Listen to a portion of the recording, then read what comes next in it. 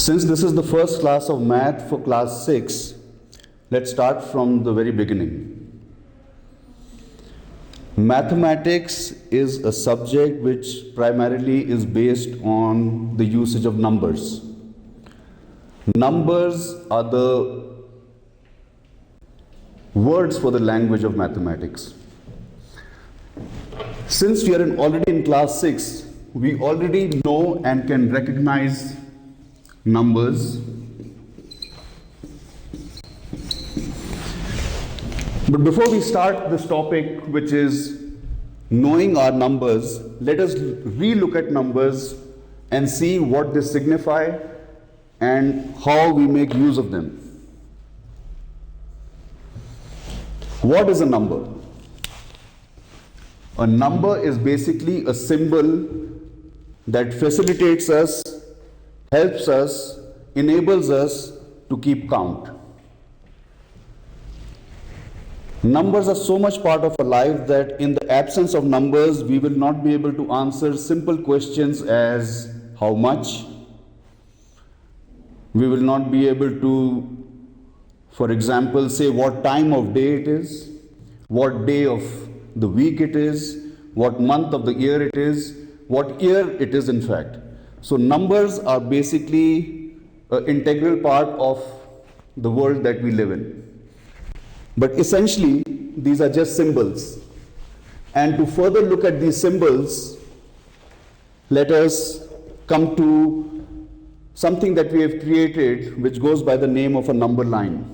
Now, a number line is essentially just a line in the center of which is the 0 followed by numbers on one side and negative numbers on the other side.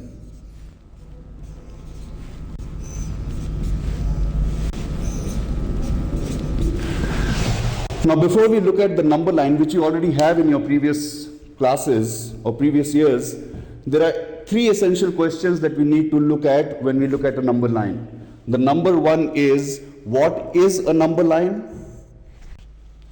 We are going to discuss this number line. What is a number line? What is the significance of a number line? What does the number line tell us? And thirdly, what is the greatest secret of the number line? What is it about that number line, the actual factual fact of the number line that we have kind of forgotten? So number one, what is the number line? A number line is a graphic representation of numbers. Sitting in the center, why I call 0 the center is, on the one hand of the 0 are numbers, positive numbers, actual numbers. On the other side of the number line are negative numbers. The significance of the number line, what the number line actually tells us is, when we move in the direction from left to right, the value of these symbols, which we call numbers, increases. Which means 2 is greater than 1 because it is on the right of 1. 3 is greater than 2. 4 is greater than 3. 5 is greater than 4. And mind you, this number line is not completed. Therefore, the arrow signs at the end signify that this is in continuation. And we all know that there is no last number, which means that if you start counting, you could count to infinity. That's the concept of infinity. Now, 5 is greater than 4. Not only 5 is greater than 4, 5 is greater than every number that lies towards its left, which means 5 is greater than 4, then 3, then 2, then 1, then 0, and all numbers that follow that. In the same way, 4 is greater than 3, and so on. As we move from left to right, numbers increase. In the same way, as we move from right to left, numbers decrease. 4 is less than 5, 1 is less than 2, 0 is less than all numbers that come to its right. In the same way, -1 is less than 0, minus 5 is less than minus 4. We will deal with negative numbers separately later. For now, let us just concentrate on this part of the number line. But the greatest secret of the number line is that in reality, which means in your natural, physical, actual environment, in your world, there is no number line. The number line doesn't exist. It doesn't have a physical entity. For example, if I look out of the window and I say, I see a bus. I just see a bus. The number 1 is added to that by me. If there is another bus that joins this, I will say there are 2 buses. If yet another bus comes in, I will say 3 buses. But actually, the numbers 1, 2, and 3 don't exist in nature. This is a creation of our own to facilitate ourselves. So essentially, if the number line doesn't exist, then naturally numbers don't exist. What I'm trying to say is that because this is a creation of our mind to facilitate ourselves, numbers can never become a subject of A, fear, B, apprehension. So you have to relook at these numbers as things that you are going to play with. And once you change your stance in how you look at numbers, the whole subject of mathematics changes.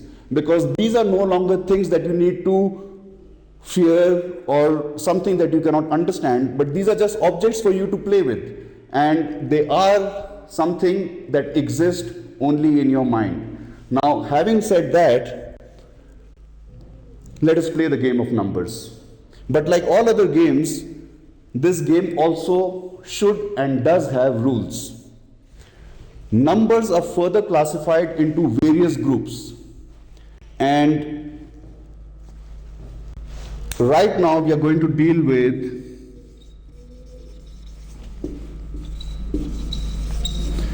two groups of numbers. The first of them is natural numbers. What is a natural number? A natural number is a counting number.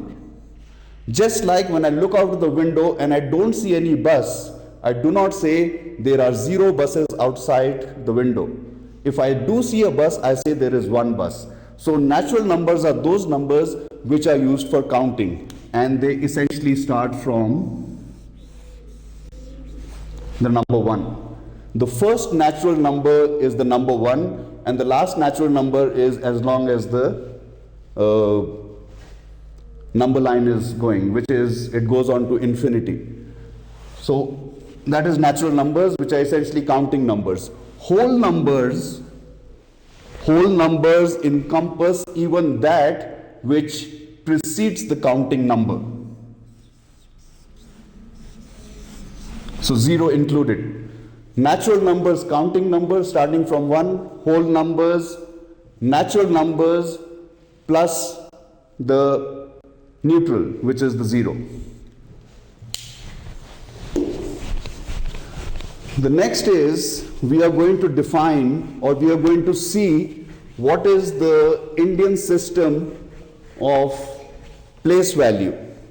And for example, we all recognize this number as not 2346, but when we have to read this number, we read it as 2346, which means there has been place values attached to these numbers.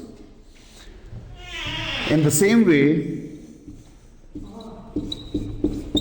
this number would not be read as 46354, but it would be read as 46,354. So let us first note down, or let us first write down what are the place values in the Indian system.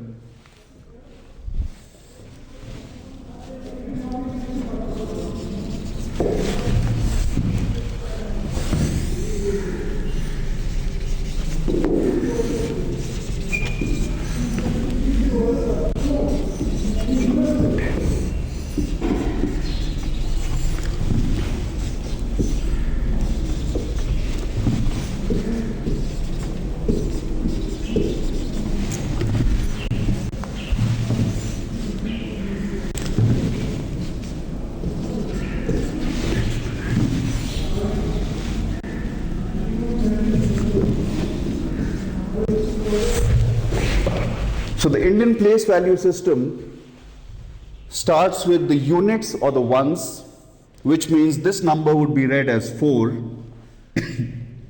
The next is the tens place. This number 5 will fall in the tens place, so this is a 54.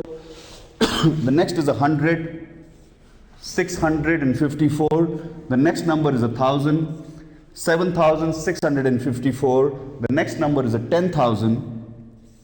2 falls in the 10,000 place. This becomes 27,000. Excuse me, 27,654. The next number is a lakh. 6,27,654. The next number is a 10 lakh. 56,27,654. The next number is a crore. 3 crores 56 lakhs 27,654. 53 crores 56 lakhs 27,654. Now essentially the differentiation or the bracketing or the grouping in the Indian system is done like this.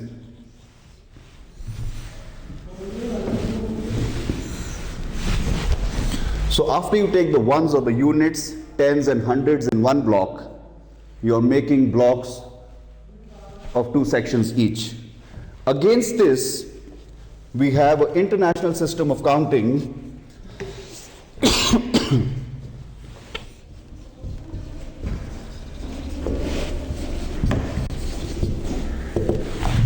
in which the units, tens and the hundreds remain exactly like the Indian system. Units or ones, as you can call them.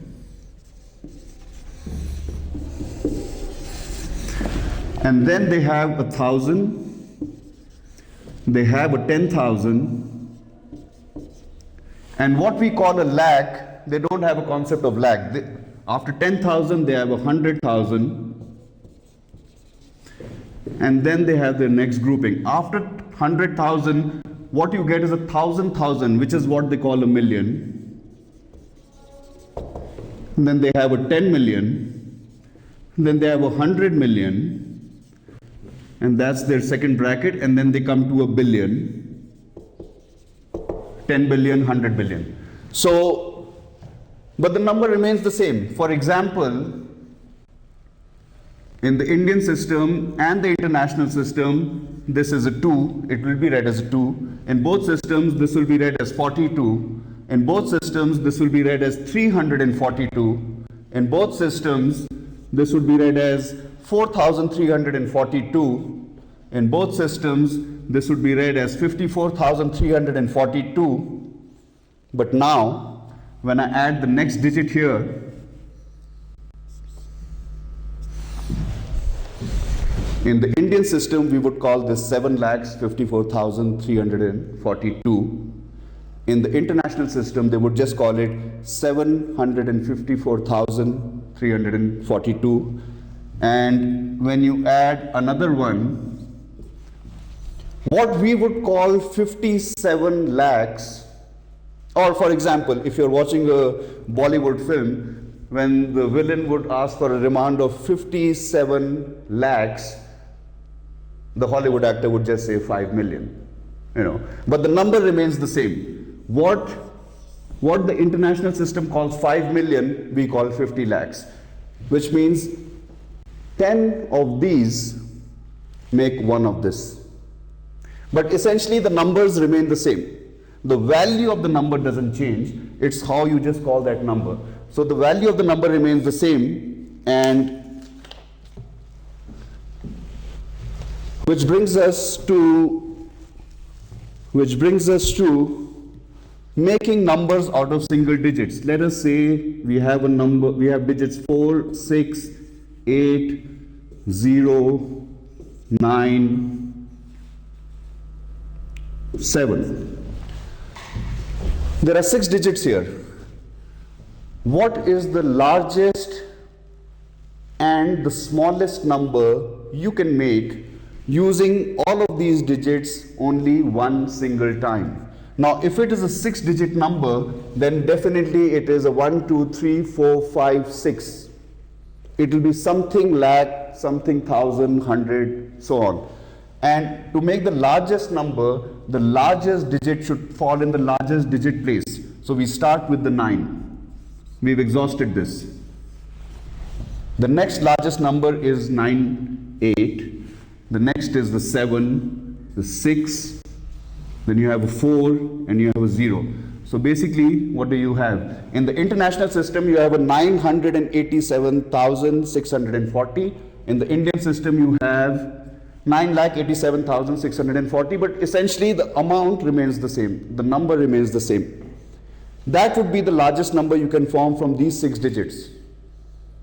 And coming back again and saying, what is the smallest number that you can form from these digits? So just take the reverse of this. Because the largest number was used in the largest place value to get the largest number, essentially the smallest number should be used in the largest place value to get the smallest number. So the smallest number would be 0, 4, 6, 7, 8, 9. Now the problem with this number is that it's not a 6-digit number, because 0 preceding the number has no value. So we end up with a 5-digit number. The question though was to create the smallest 6-digit number. Now because 0 cannot be in the first place, we have no choice but to use it in the second place. And essentially the smallest number would be, in the Indian system, 4 lakh. 4 lakh, there is nothing in the 10,000s place.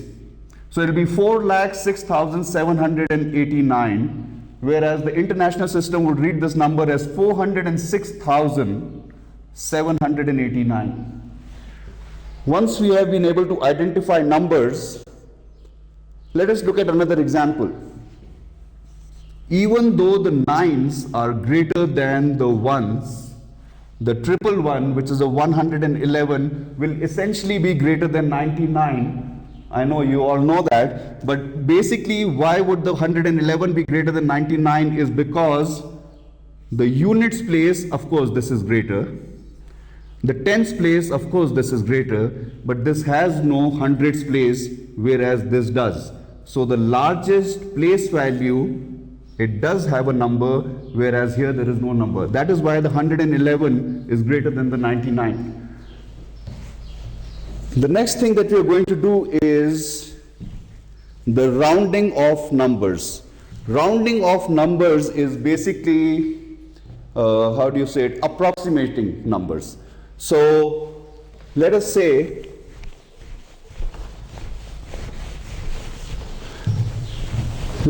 you have, let's take examples of all kinds of numbers, starting with a 1-digit number, a 2-digit number, a 3-digit number, and so on.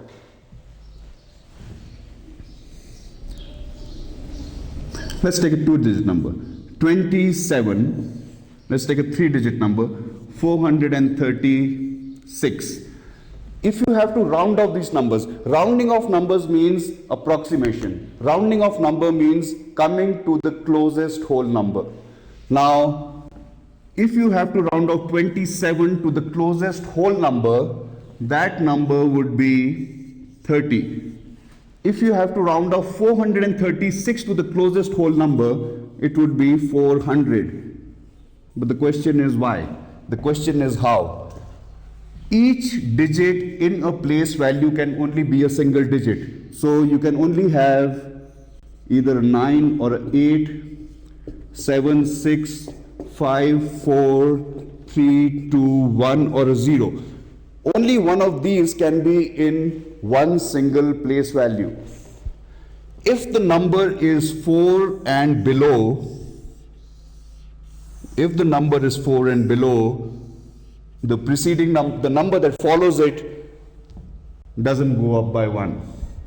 If the number is 9, 8, 7, 6 or 5, then the number which follows it goes up by 1. For example, 27. You want to round it off to the largest whole number? 7, which is in the units place, is greater than 4. The one in the tens place shifts one place up, it becomes a 30. If you want to round off 436, the last digit in the hundreds place, the greatest place value is a 4. Before that is a 3, which is falling in this bracket. Therefore, the 4 remains as it is and you get a 400. The other question is, this number, if he says round it off to the closest tenth, the number in the tens place is 3. What is before it is a 6, which falls in this bracket. Therefore, the tens place will move up 1. But if you're given a number like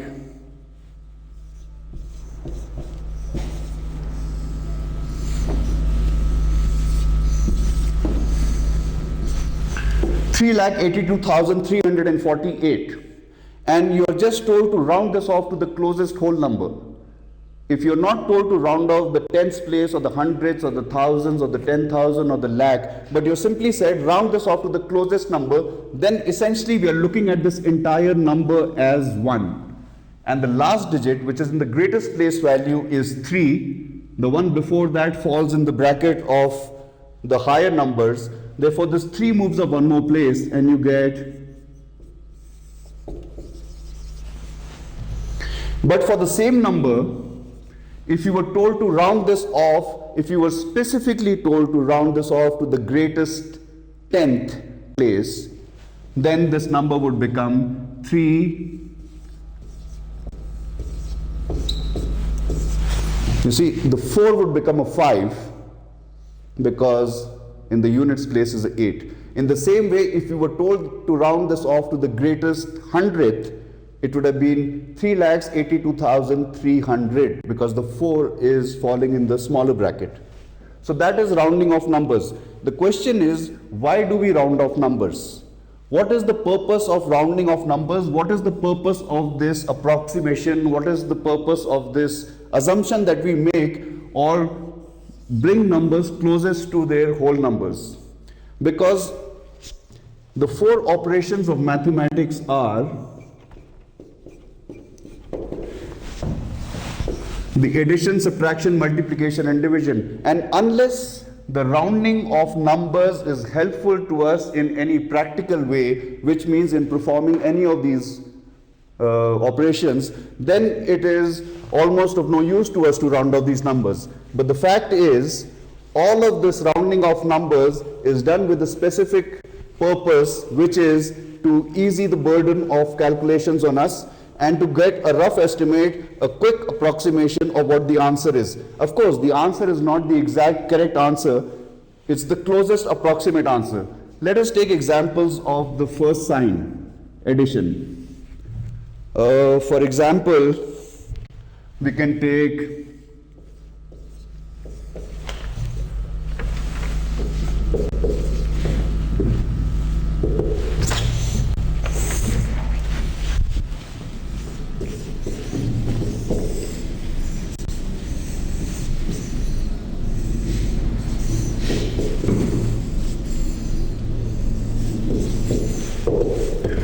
Now, when I'm looking at these questions, I'm not actually physically calculating. I don't need a paper or pencil. I don't need a calculator. When I just look at this number, by rounding off, by approximation, I'm getting you the answer without, I just look at these numbers and I say, roughly 600. Right? I look at these numbers, I'm not actually calculating this. I'm just looking at these numbers and I'm saying, this is 7, this is 8, that's 15. Now, how am I doing this so quickly without using any paper, pencil or calculator? I'm simply rounding this off. I'm taking a 363 to be a 400. I'm taking a 218 to be a 200. 4 and 2 is 600. I'm taking this, rounding it off to be a 700, rounding this off to be a 800. 7 and 8 is 15 plus 1, 1600. So, although 1600 is not the exact answer, although 600 is not the exact answer, this is the closest approximation. So that is the function of approximation as far as rounding of numbers is concerned. Take the sign of negative. we take examples of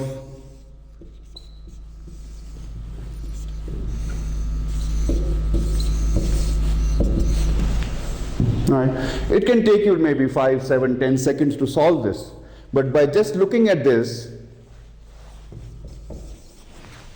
right, because you're rounding this off to the closest round number, which is 900, you're rounding this off to the closest round number, which is 500, you're getting your answers as 400, right?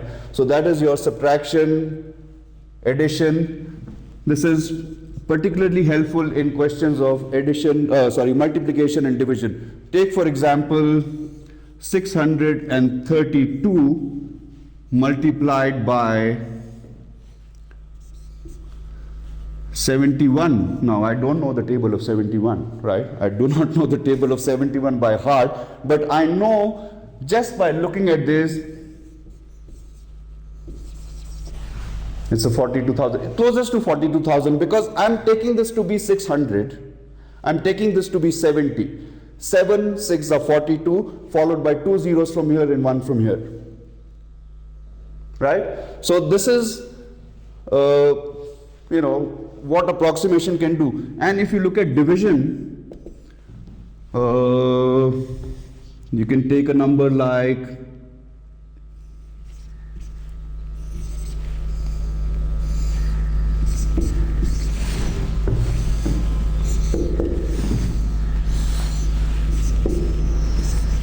now, I certainly don't know the table of 47 to divide 5,346, and yet I know that the answer is approximately 100, because the closest round number this can form is a 5,000, the closest round number this can form is a 50.